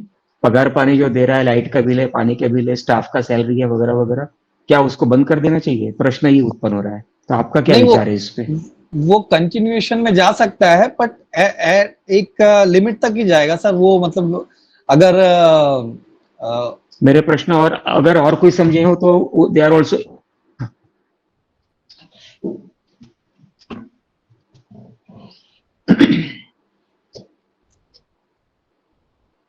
नेक्स्ट प्रोविजन तक तो सर वो बना रह सकता है, नेक्स्ट प्रोविजन तक, बट वो नेक्स्ट प्रोविजन भी एक प्रोसेस में होना चाहिए। ये नहीं कि वो छोड़ दिया गया एज इट इज और सालों साल चले जा रहा है।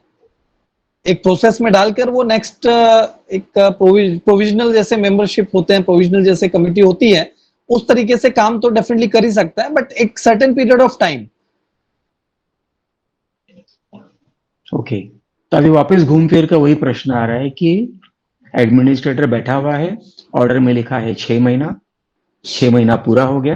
मिस्टर गणपत, प्लीज आपके माइक्रोफोन को आप म्यूट कर दीजिए। मिस्टर गणपत राठौर, अपने माइक्रोफोन को आप म्यूट कर दीजिए।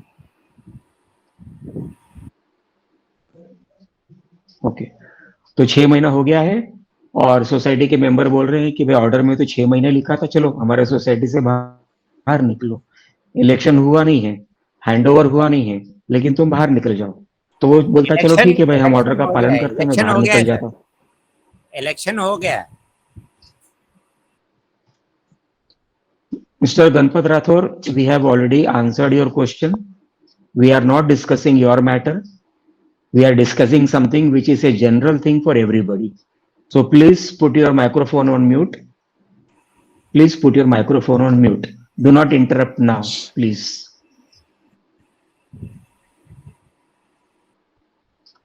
Yes, आशीष जी, हम ये कॉमन टॉपिक है, डिस्कस कर रहे हैं सारे मेंबर के बेनिफिट के लिए। Right sir.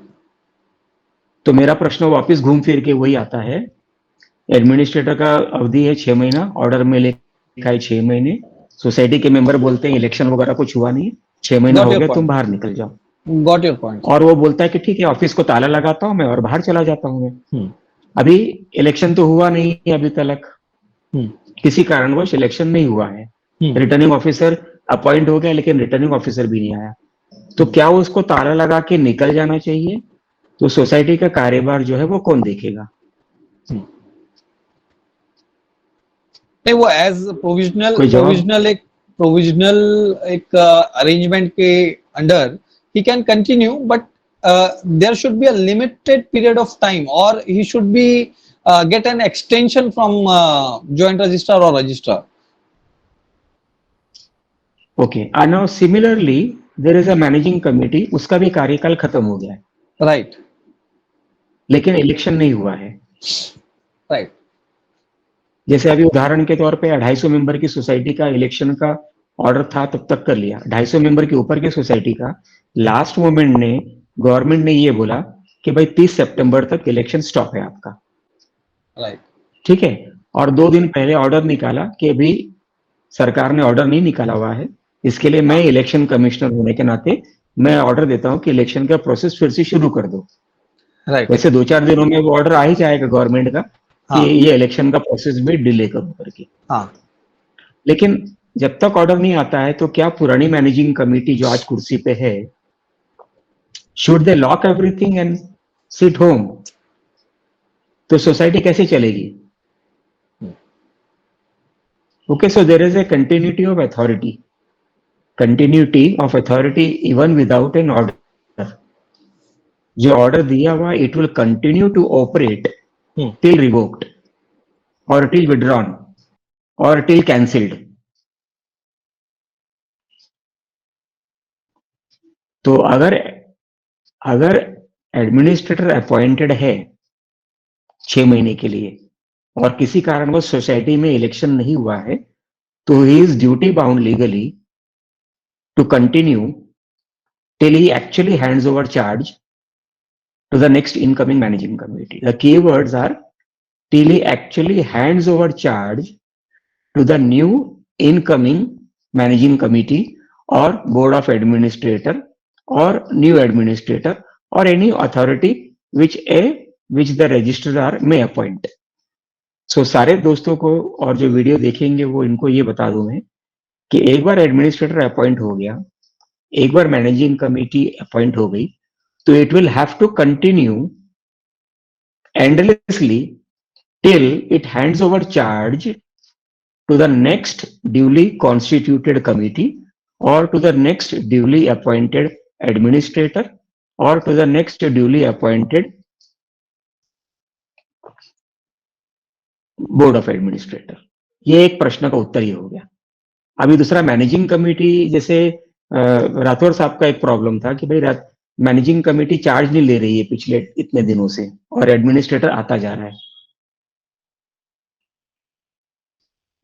अब सरकार काम नहीं करती है तो उसके लिए हमारे पास कोई जवाब नहीं होना चाहिए, ठीक है।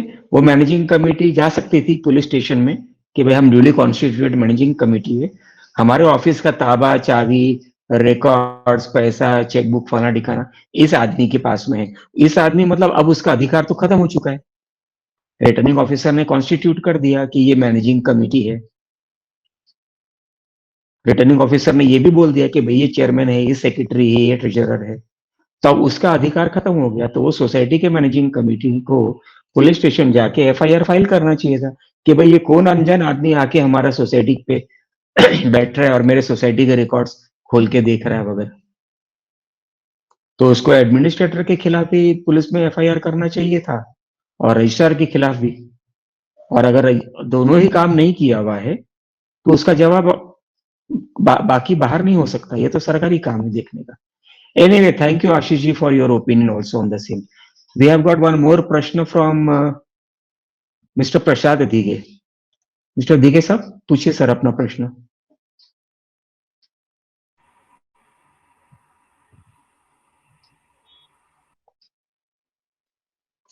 Mr. Prasad Dighe. Can you hear me? Can you hear me? Yes, please go ahead. हाँ, Yes, अब please go ahead. हमारे सोसाइटी में एडमिनिस्ट्रेटर अपॉइंट हुआ था और उस टाइम ऑथोराइज 2 मेंबर भी अपॉइंट हुए थे। तो उस टाइम में एक मेंबर का मेंटेनेंस चार्ज 15 लाख रुपया हुआ था, मतलब बैच के ऊपर बैच चढ़ के। तो ये एडमिनिस्ट्रेटर ने उसको सब माफ कर दिया, वेव कर दिया। उसको पावर है क्या एडमिनिस्ट्रेटर को ये मेंटेनेंस चार्ज वेव करने का? आशीष ji.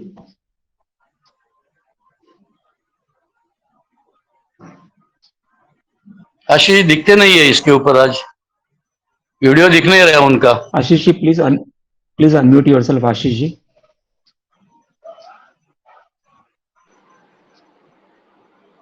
Yes sir please go ahead. हाँ, जो एडमिनिस्ट्रेटर था उन्होंने प्रसाद साहब होल्ड ऑन, आशीष जी बोलेंगे। नहीं, इनका क्वेश्चन मैंने सुना सर। यस यस यस, इनका क्वेश्चन ऐसा था कि एक मेंबर के ऊपर ड्यूज बाकी थे एंड क्या उसको एडमिनिस्ट्रेटर वेव ऑफ कर सकता है? हाँ वही। Yes sir. As per my knowledge, sir, administrator has no power to waive off the dues of the member. Even neither managing committee can waive off because it's a due, and they have to recover it from the member. उसको power बिल्कुल नहीं है वैसा administrator को? नहीं बिल्कुल नहीं sir, बिल्कुल नहीं। हाँ, क्योंकि वही हम लोग सोच रहे थे कि और उसने ऑर्डर भी दिया है, मतलब राइटिंग में दिया हुआ है कि ऐसा ऐसा है, ये उस सेक्शन के अंदर तुमने 10% ज्यादा लिया, वो लिया, ये लिया। अरे ये करने वाले का करने के लिए उनको पावर है क्या? ये पावर किसको है मेंटेनेंस वेव करने की? नहीं वेट, देखिए 2 चीजें हैं। एक तो कंप्लीटली जो ड्यूज हैं वो वेव ऑफ करना इज कंप्लीटली डिफरेंट थिंग। जो सोसाइटी ने अदर चार्जेस जैसे आपके मेंटेनेंस में हेरफार करके कुछ चार्जेस बढ़ा दिए होंगे, या जो आप इंटरेस्ट की बात करते हैं वो कम ज्यादा लगाए होंगे, या जैसे आपका 10% का ये लगता है नॉन ऑक्यूपेंसी चार्जेस लगते हैं, तो उस तरह से जो एडिशनल चार्जेस सोसाइटी ने एक्स्ट्रा गलत लगाए होंगे, उसको समझते हुए तो ठीक है, वो एक सेटलमेंट करना एक अलग चीज है, बट ड्यूज को कंप्लीटली वेव ऑफ करना इट्स कंप्लीटली डिफरेंट थिंग। तो उसने ड्यूज भी कंप्लीटली वेव ऑफ हो गए उसमें? नहीं, कंप्लीटली तो पॉसिबल नहीं है सर, वो आपका पूरा मैटर समझे बिना तो मैं नहीं बता पाऊंगा, बट एडमिनिस्ट्रेटर को ऐसा कोई पावर नहीं है कि वो पूरी तरीके से उसको माफ कर दे। लेकिन उसको ये सोसाइटी ने समझो 10% के बजाय 15% लिया होगा तो 10% करके उसको कंप्रोमाइज कर सकता है वो। उसका रीजनिंग देंगे ना, उसका रीजनिंग देना पड़ेगा कि ये कहीं ज्यादा लग गया था इसलिए इसको हटा रहे हैं या इस वजह से इसको कम कर रहे हैं। हाँ, उसका एक रीजनिंग देंगे तो ही कम कर सकते हैं, अदरवाइज नहीं। अच्छा, दूसरी एक बात पूछनी थी, इंडेक्स 2 जो है वो इंडेक्स 2 अगर नहीं है तो वो मेंबर नहीं हो सकते हैं? इंडेक्स 2 तो सर जब तक आपका रजिस्ट्रेशन प्रॉपर प्रोसेस में होगा नहीं तब तक इंडेक्स 2 बनेगा। हो गया है, सब हो गया, इंडेक्स 2 अभी तक लिया नहीं है तो वो ये टेक्निकल पार्ट है सर, थोड़ा सा इसको थोड़ा सा समझना पड़ेगा इन डेप्थ जाकर। बट आपका जब पूरा रजिस्ट्रेशन का प्रोसेस होता है उसके बाद ही इंडेक्स 2 पे आपका नाम चढ़ता है और उसके बाद ही आप सोसाइटी के मेंबर बनते हो बाद में। नहीं, लेकिन ये पूरा उन्होंने मेंबर बनाया है मुझे, सोसाइटी ने पहले ही मुझे मेंबर बना के शेयर सर्टिफिकेट भी दिया हुआ है विदाउट इंडेक्स 2, तभी इंडेक्स 2 नहीं लिया था। अभी वो सोसाइटी बोल रही है कि तुम्हारे पास इंडेक्स 2 नहीं है तो तुम मेंबर भी नहीं हो हमारे, ऐसा बोल सकती है सोसाइटी? ये तो टेक्निकल चीज है सर, इसको पूरा पेपर वर्क आप तब तक रीड नहीं करेंगे तब तक समझ में नहीं आएगा। ये 1 मिनट में तो समझने वाली बात नहीं है। नहीं, सीधी बात है, रजिस्टर्ड डीड हो गया है, कन्विंस इंडेक्स दो तो मिलना ही है, लेकिन अभी तो उसको अप्लाई किया नहीं है, तो उसके पहले सोसाइटी तुमको मेंबरशिप से कैंसिल कर सकती है for not producing index two. नहीं नहीं, सिर्फ आपका इंडेक्स 2 नहीं बना है या पूरी सोसाइटी के सारे मेंबर्स का इंडेक्स 2 नहीं बना नहीं है? नहीं, मेरा अकेले का नहीं बनाया इंडेक्स टू, ऐसा बाकी कैसे सबका है, पॉसिबल है? हो गया है। कन्वेंस डीड भी अभी चालू है हमारा, वो भी अभी Okay, नहीं हो we रहा है। will take up next question by. Okay, okay, Mr. Prasad, you will conclude your question. Mr. Kirti Shah, you wanted to ask something? Mr. Kirti Shah.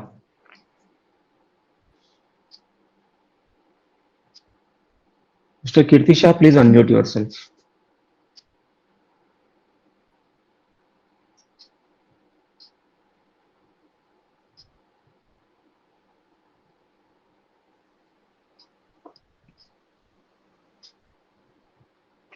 Mister Kirti Shah, आप अपने आप को अनम्यूट करिए, आपको माइक्रोफोन देखिए।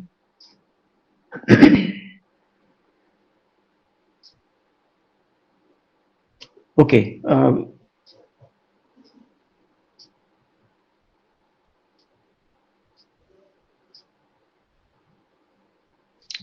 कोशिश करिए, कोई और घर पे है तो कोशिश कर लीजिए।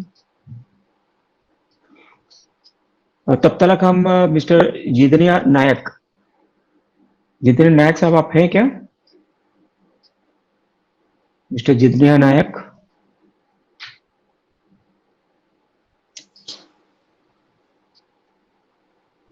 मिस्टर जिदनिया नायक,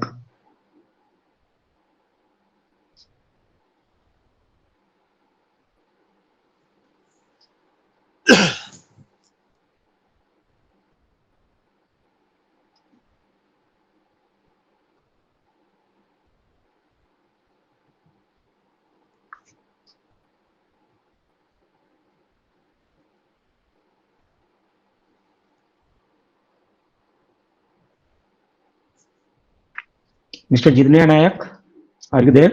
शिवा लोंढे. सर मला जरा थोडा वेगळा प्रश्न विचारायचा होता. 25 सप्टेंबरला एक पेपरला न्यूज आली होती, मोफा कायदा बदल होणार. हेलो सर, सर आवाज आ रहा है मेरा? हाँ, आवाज आ रहा है सर मेरा? Hello hello hello hello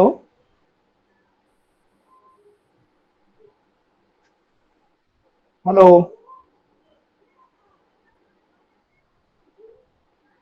mister Shiva sir बोलिए, आवाज सुन पा रहे हैं सब? आप हाँ आप बोलिए शिवाजी, आप बोलिए। हाँ सर, आपका आवाज सुनाई दे रहा है. सर 25 सितंबर को न्यूज़पेपर में एडवर्टाइज आया था, ये न्यूज आया था कि मोफा एक्ट चेंज हो रहा है या कैंसिल हो रहा है, ऐसे कुछ उसके बारे में कुछ जानकारी होगी तो बताइए।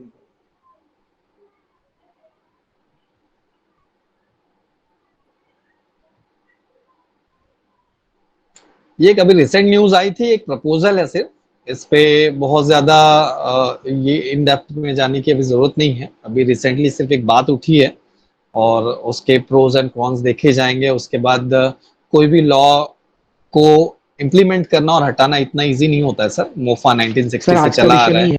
है, के बारे में और किसी दिन हम बातचीत कर लेंगे। इंटरनेट रहा है तो आज हम ये चर्चा. ओके, कीर्ति हाँ शाह, कीर्ति जी आप बोलिए, कीर्ति जी मिस्टर बोलिए। कीर्ति शाह. हाँ देखिए, 25 को एजीएम हमारा होगा। हाँ, तो उसका 14 दिन पहले एजी नोटिस और आ गया था, एजेंडा सब। उसके बाद में वो लोग ने हफ्ते भर पहले 18 तारीख के लिए इंस्पेक्शन रखा था, डॉक्यूमेंट्स के लिए इंस्पेक्शन करने के लिए। और वो दिन वापस वो लोग ने एक सर्कुलर भेजा कि ये एजेंडा 4 में 4A करके ऐड कर रहे हैं करके। उस दिन भी नहीं मिल रहा था, तो वो एजीएम में चल सकेगा?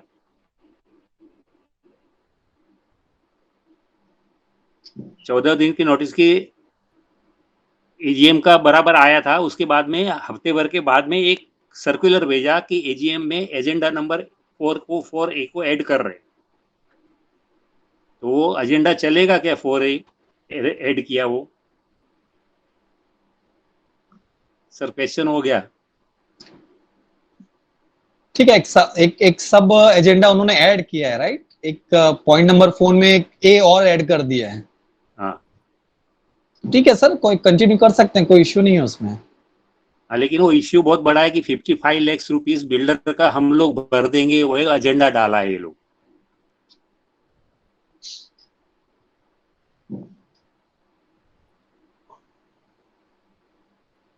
बिल्डर का सोसाइटी बनने के पहले का 55 लाख रुपीस बीएमसी का था, वो डालने के लिए कमिटी को पावर देने का एजेंडा डाला है। तो तो उसके लिए एजेंडा डाला हुआ है सर, कीर्ति सर, एजेंडा डाला हुआ है और वो चीज एजीएम में डिस्कस किया जाएगा, जनरल बॉडी में डिस्कस किया जाएगा उस चीज को।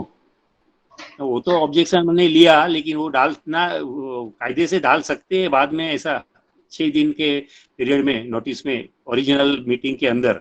वो स्पेशल एजीएम नहीं है, वो एजीएम है वो तो। हेमंत सर। कीर्ति साहब, ऐसा है कि जैसे मैंने बताया आपको, डेट टाइम जगह का जो अधिकार है वो डालने का करने का अधिकार मैनेजिंग कमेटी को है। लेकिन अगर कोई फाइनेंशियल जिसपे प्रॉपर जनरल बॉडी को विचार विमर्श करना है तो उस के लिए मिनिमम 14 डेज देना आवश्यक है।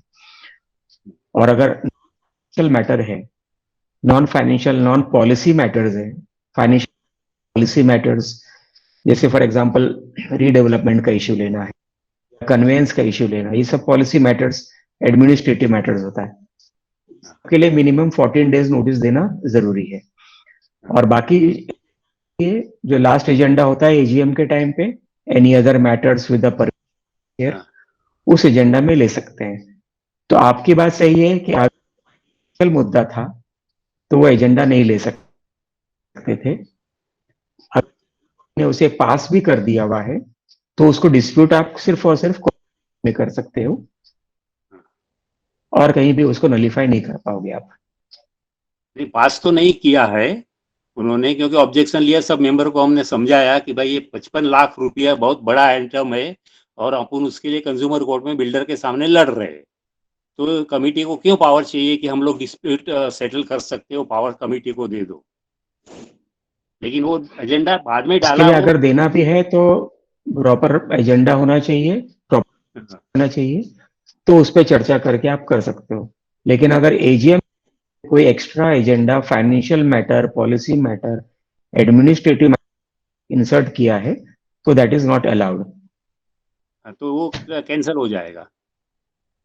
वो अपने आप, आपने जैसे आपने बताया रेजोल्यूशन बॉडी ने पास नहीं किया हुआ, मिनिटेड है, तो एज इट किसी कारणवश वो एजेंडा ले लिया हुआ और पास कर दिया होता, उसको कोऑपरेटिव कोर्ट में उसको नल एंड वॉइड करवा सकते थे आप।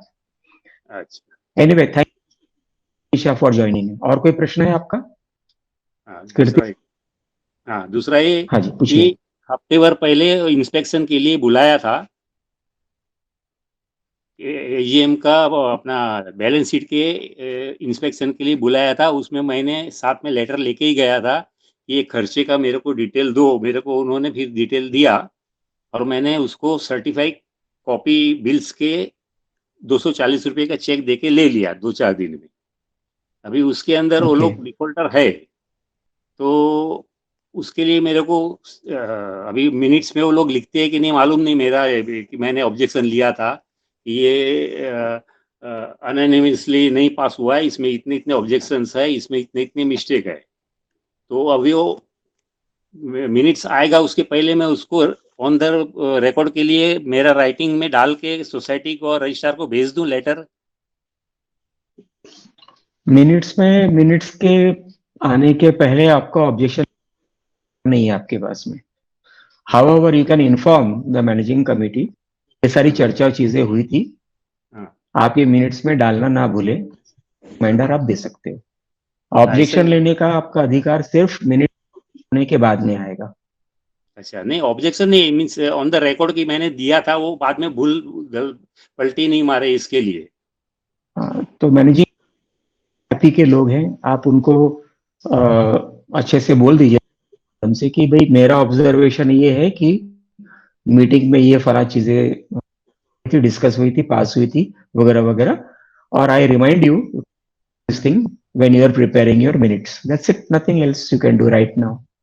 ओके ओके, रिमाइंडर दे दूं खाली। Okay, yes yes, okay. और copy to We will take register up भेज last सकता हूं? last yes, you can do that, no problem. Okay okay, thank you sir. Okay, we will take up last question by Mr. Nayak and then we will conclude today's webinar. मैं दूसरा Mr. मेरा Rajendra question नायक। नहीं है।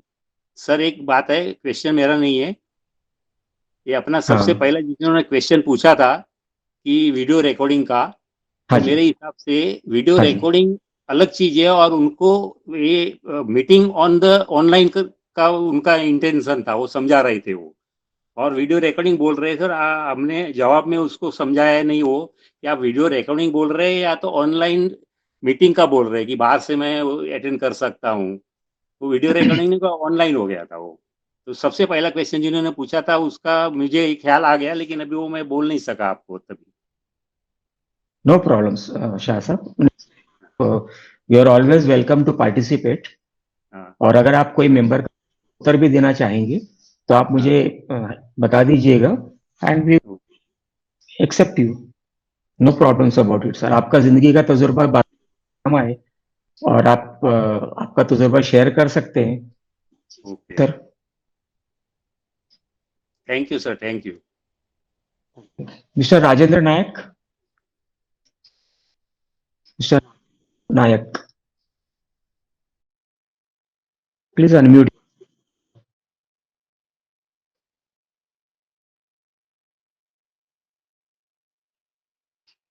Hello please. Hello, yes mister Nayak, please go ahead. Yeah sorry, नमस्कार sir. नमस्कार साहेब. Sir माझा question होता की मॅनेजिंग कमिटीमध्ये कोऑप करतात मेंबर, ते मॅनेजिंग कमिटीच्या मीटिंग मध्ये आपण घेऊ शकतो की जनरल बॉडी मध्ये प्रेझेंट केलं पाहिजे, रिझोल्युशन पास केलं पाहिजे? ओके, कोऑप्शनचा जो मुद्दा आहे ते फक्त ऍडमिनिस्ट्रेटिव्ह मुद्दा आहे. हो, डिसिजन फक्त मॅनेजिंग कमिटी घेऊ शकते. ओके, बोलता ताकि बाकी लोगों को भी ठीक से समझ में. ओके, ठीक है. मैनेजिंग कमिटी के मीटिंग में अगर मैनेजिंग कमिटी को कोऑप्ट करना है अगर, तो वो एक एडमिनिस्ट्रेटिव डिसीजन है. एडमिनिस्ट्रेटिव डिसीजन सिर्फ और सिर्फ मैनेजिंग कमिटी ले सकती है. कमिटी है duly constituted managing committee. Co-option का एडमिनिस्ट्रेटिव एक्शन है, इसके लिए जनरल बॉडी एडमिनिस्ट्रेटिव नहीं ले सकती. हेंस कोऑप्शन का प्रोसीडिंग्स का जो कार्य है वो जनरल बॉडी के मीटिंग में नहीं किया जा सकता है, वो सिर्फ और सिर्फ कमिटी के मीटिंग में कर सकते हैं. कोऑप्शन के ऊपर हमने एक वेबिनार जो हमारे वेबसाइट में ऑलरेडी है, आप कोऑप्शन का वर्ड भी डालेंगे मिल जाएगा. ओके, उसमें आप सारा का सारा डिटेल्स आपको मिल जाएगा. इट्स वेरी सिंपल, बहुत सरलता से हमने उसको एक्सप्लेन किया हुआ. आप उसको डेफिनेटली बेनिफिट हो जाएंगे उससे. Okay sir, thank you very much. आपका नहीं ठीक है, thank you. Ashish ji, I think we will webinar. और कोई प्रश्न नहीं है किसी का? सो मैं सारे दोस्तों को धन्यवाद देना चाहता हूं कि उन्होंने वेबिनार को ज्वाइन किया और सपोर्ट किया. और पार्टिसिपेंट दोस्तों के परमिशन से आज का हम वेबिनार पे समाप्त करते हैं. अगले सैटरडे को फिर मिलेंगे नए विषय को लेकर. सभी का धन्यवाद इस knowledge sharing and information webinar को अटेंड करने के लिए. और special thanks to advocate Ashish Dubey also, जिन्होंने किया और बाकी मेंबरों को अपना इंफॉर्मेशन शेयर किया. Thank you, sir. Thank you so very much. Peaceful life forward. Thank you. Until next Saturday.